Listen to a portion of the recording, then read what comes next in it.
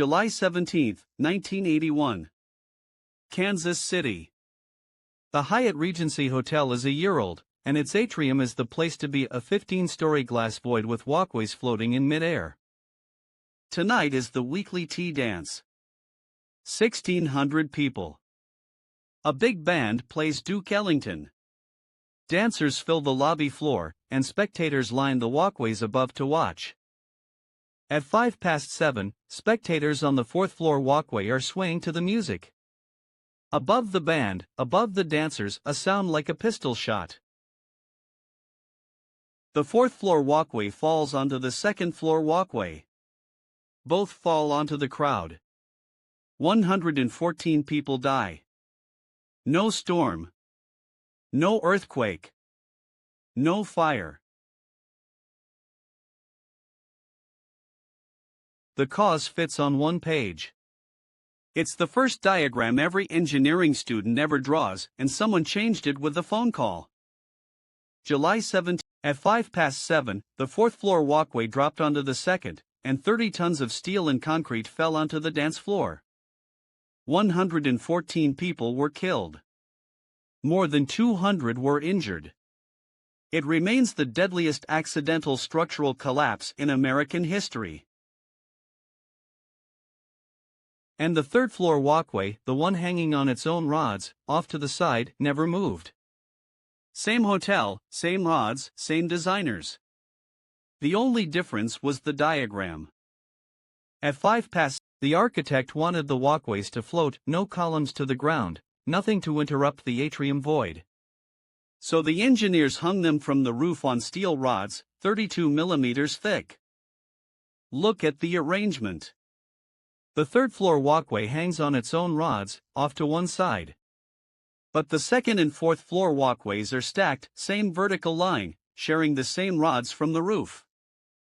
In the original design, each rod was one continuous piece, ceiling to fourth floor, through the fourth-floor beam, down to the second floor. Each walkway gripped the rod with a nut under its box beam, like two climbers holding one fixed rope, each carrying only their own weight. The box beams themselves were two steel channels welded toe-to-toe, with the rod passing through the welded seam. Hold that detail, the nut presses directly against that seam. It matters later. Then the steel fabricator looked at the drawing and saw a problem, a practical one. A continuous rod means threading. To get the fourth-floor nut into position, you'd have to spin it down 6 meters of thread, or thread the entire rod length. Slow, expensive, and easy to damage.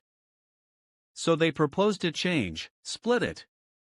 One rod from the ceiling to the fourth-floor beam. A second rod, offset a few centimeters, from the fourth-floor beam down to the second floor. Every rod short, every nut near an end. Simple to build. The engineering firm took the call, approved the change, and the shop drawings were stamped.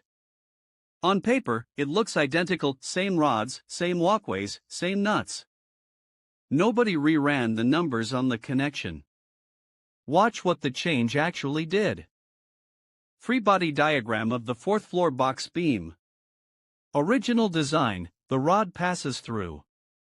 The beam hangs on its nut, so the nut pushes up on the beam with exactly the beam's share of load, call it P, one walkway's worth. The rod above carries both walkways, but the connection, nut against beam, feels only P. Now the changed design. Rod 1 ends at this beam. Rod 2 hangs the second-floor walkway from this beam. Draw the same free body, the beam's own weight P pulls down, and rod 2 pulls down with another P. The single nut at the top must now push up with 2P. The rope analogy makes it visceral. Original: 2 climbers, each gripping the fixed rope themselves. Changed: the lower climber now hangs from the upper climber's harness. The rope doesn't care, its tension is the same. But the upper climber's grip now carries 2 people. That's the entire mechanism. No aerodynamics, no fatigue, no resonance. A statics problem from the first month of engineering school. The load on one connection doubled, and the drawing looked almost exactly the same. Here's what turns a mistake into a catastrophe: margin.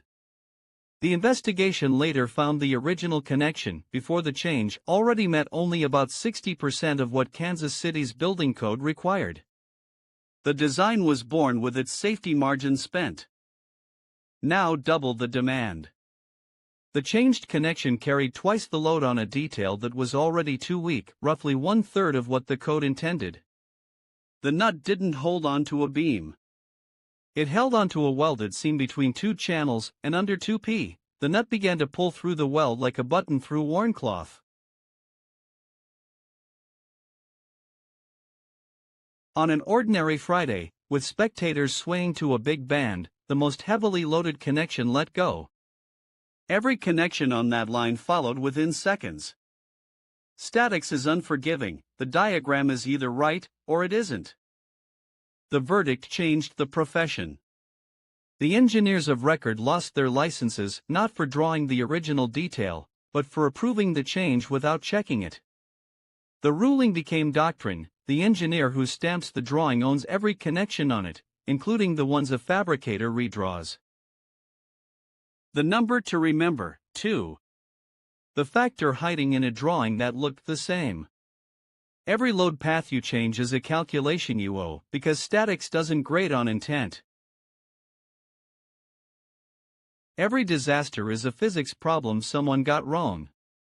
Next time, a footbridge in Mumbai, India, a renovation that added weight, removed strength, and sold 500 tickets for a bridge rated for a fraction of that. Subscribe and check the numbers. And explore more advanced engineering concepts, presented with clear and precise animations. Make sure to subscribe to this channel and never miss an update.